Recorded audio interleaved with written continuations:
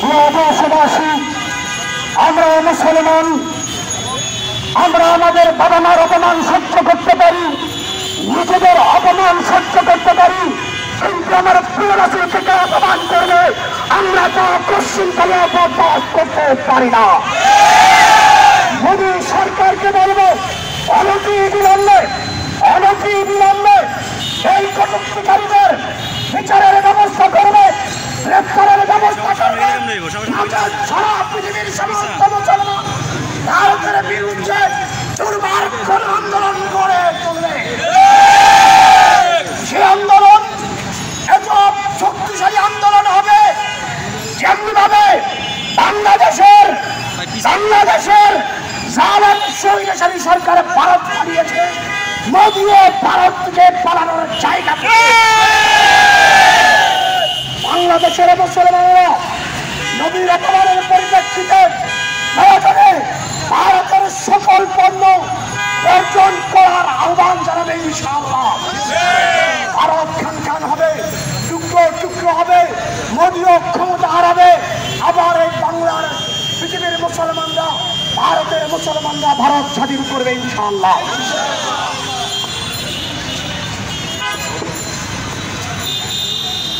সংগ্রামী সাথী ও বন্ধুগণ,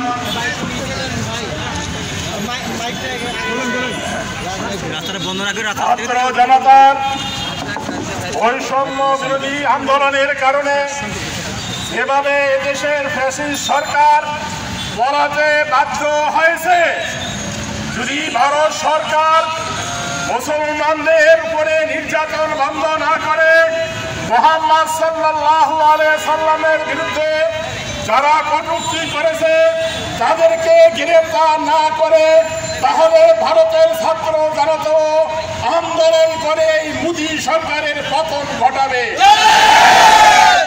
আমি আমাদের বাংলাদেশের অন্তর্বর্তীকালীন সরকারকে আহ্বান জানাবো, আপনারা একটি অন্তর্বর্তী সরকার, আপনারা ভারতের কাছে নতজানু স্বীকার করবেন না, কথা ঠিক না?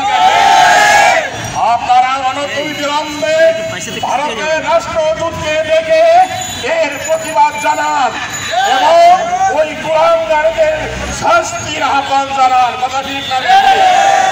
যদি সরকার তার ব্যবস্থা না করে বাংলাদেশ খেলাফত আন্দোলন বাধ্য হবে, আমরা ভারতের দূতাবাস ঘেরাও করব এবং ভারতীয় পণ্য বয়কটের আহ্বান জানানো হবে ইনশাআল্লাহ।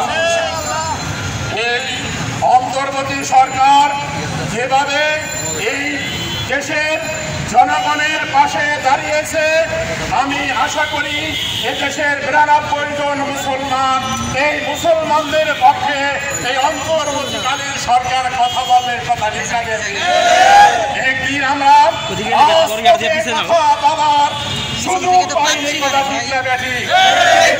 সরকার, রাজনৈতিক দল, এদেশের তৌহিদি জনতা মুসলমানদেরকে মাঠে নামতে দেয়নি। আমি এই সরকারকে ধন্যবাদ জানাবো, আপনার দেশের মুসলমানদের প্রাণের কথা বুঝতে পেরেছেন। আজকে আমরা স্বাধীনভাবে এই নতুন স্বাধীন দেশে, নতুন স্বাধীন বাংলাদেশে বুক ফুলিয়ে কথা বলছি, ওদের ঠিক